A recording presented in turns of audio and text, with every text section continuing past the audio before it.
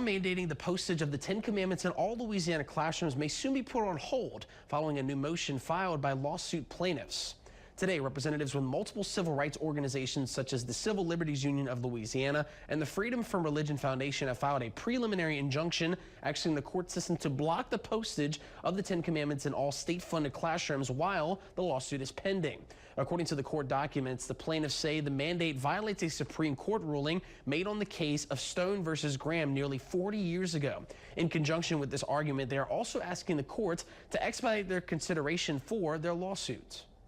In their court filings, the plaintiffs released a statement saying in part, quote, when students across Louisiana, including the minor child plaintiffs, return to school this August, they will be subjected to unavoidable, permanently displayed religious directives. A statement from Reverend Darcy Roque, who is one of the many plaintiffs, continued on to say in part, we are eager to ensure that our families' religious freedom rights are protected from day one of the upcoming school year.